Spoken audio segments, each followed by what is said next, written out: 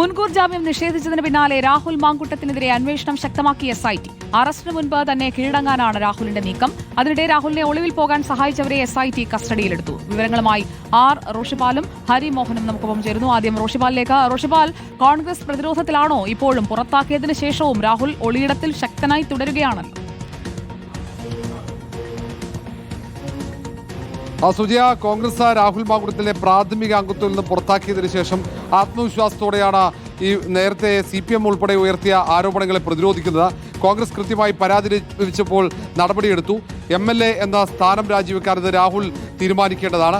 ഒരു തരത്തിലും സംരക്ഷണം കോൺഗ്രസ് നൽകില്ല എന്ന് തന്നെയാണ്. അതേസമയം തന്നെ രാഹുൽ മാങ്കുട്ടത്തിൽ കീഴടങ്ങാൻ വൈകിക്കഴിഞ്ഞാൽ സ്വാഭാവികമായും ചർച്ചകൾ അതിനെ ചുറ്റിപ്പറ്റി തന്നെ മുന്നോട്ട് പോകും. അത് അത്ര ഗുണകരമല്ല എന്ന വിലയിരുത്തൽ കൂടിയുണ്ട്. അതുകൊണ്ടൊരു പക്ഷേ രാഹുൽ മാങ്കുട്ടത്തിലുമായി ബന്ധപ്പെട്ട് നിൽക്കുന്ന കോൺഗ്രസ് നേതാക്കളെ കൊണ്ട് രാഹുൽ മാങ്കുട്ടത്തിലേക്ക് സമ്മർദ്ദം ചെലുത്താനുള്ള നീക്കമുണ്ടാകാൻ സാധ്യതയുണ്ട്. വളരെ പെട്ടെന്ന് തന്നെ കീഴടങ്ങണം, പോലീസിൽ കീഴടങ്ങി മുന്നോട്ട് പോകാനുള്ള നിർദ്ദേശമാകും. കാരണം ഇല്ലെങ്കിൽ വീണ്ടും ഈ വിഷയം തന്നെ ചർച്ചയായി മുന്നോട്ട് പോകും. കാരണം പോലീസ് അടുത്ത ദിവസങ്ങളിലൊക്കെ കൂടുതൽ സജീവമായ തിരച്ചിൽ നടത്താൻ സാധ്യതയുണ്ട്. രാഹുൽ മാങ്കുട്ടത്തിനെ എത്രയും പെട്ടെന്ന് അറസ്റ്റ് ചെയ്യുക എന്ന ലക്ഷ്യത്തോടെ തന്നെയാണ് പോലീസ് മുന്നോട്ട് പോകുന്നത്. ഈ സാഹചര്യത്തിലാണ് അങ്ങനെ ഒരു സമ്മർദ്ദത്തിനുള്ള സാധ്യത കൂടി. ഏതായാലും നിലവിൽ പ്രതിരോധത്തിലുള്ള പാർട്ടി എന്നാണ് നേതാക്കൾ വിശദീകരിക്കുന്നത്. ഓക്കെ റോഷിപാൽ, ഹരിമോഹൻ കൂടി നമുക്കൊപ്പമുണ്ട്. ഹരിമോഹൻ, SIT ഇപ്പോൾ രാഹുലിനെ സഹായിച്ചവരെയൊക്കെ പിടികൂടുന്നുണ്ട്. എന്നാൽ രാഹുൽ എവിടെയാണ് എന്ന് കണ്ടെത്തി 8ാം പക്കവും കസ്റ്റഡി എടുക്കാൻ കഴിയാത്തത് SITക്ക് ഒരു നാണക്കേടാകുന്നുണ്ടോ? കണ്ടെത്തിയിട്ടുണ്ടോ രാഹുലിനെ?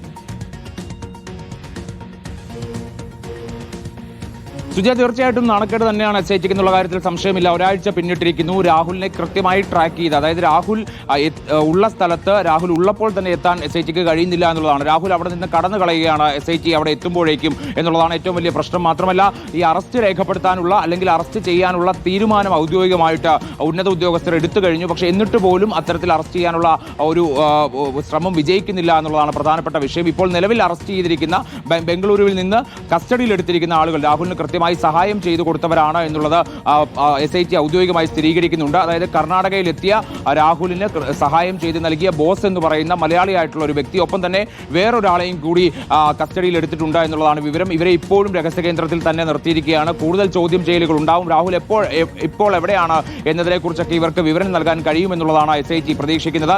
ഇടയ്ക്ക് ഫോൺ ഓണായപ്പോൾ SIT പ്രതീക്ഷിച്ചിരുന്ന ഒരു പ്രധാനപ്പെട്ട കാര്യം കീഴടങ്ങൽ ഉണ്ടാകുമെന്നുള്ളതായിരുന്നു. പക്ഷേ അതിനുശേഷം ഈ മുൻകൂർ ജാമ്യാപേക്ഷയുമായി രാഹുൽ പോകുമെന്നുള്ള വിവരം അറിഞ്ഞതോടുകൂടി ആ കീഴടങ്ങൽ സാധ്യത ഏറെക്കുറെ തള്ളിക്കളയുകയാണ് SIT എന്നുള്ളതാണ്. മാത്രമല്ല, ഈ ബംഗളൂരുവിലൊക്കെ തന്നെ നേരത്തെ ഉണ്ടായിരുന്ന ബാംഗ്ലൂരു അടക്കമുള്ള സ്ഥലങ്ങളിലൊക്കെ തന്നെ റിസോർട്ടിന്റെയും ഒപ്പം തന്നെ റിയൽ എസ്റ്റേറ്റിന്റെയും ഒക്കെ ഇടപാടുകാരാണ് ഏറ്റവും അധികം സഹായം തീർക്കുന്നത്. ഇവരുടെ സംരക്ഷണയിലാണ് രാഹുൽ എന്നതടക്കമുള്ള വിവരങ്ങൾ SITക്ക് ഇതിനോടകം ലഭിച്ചു കഴിഞ്ഞു. ഈ കസ്റ്റഡിയിലെടുത്ത ആളുകൾ നൽകിയിട്ടുള്ള ലൊക്കേഷൻ കണ്ടെത്തി കോടതിയിൽ കീഴടങ്ങാൻ രാഹുൽ ശ്രമിക്കുകയാണോ?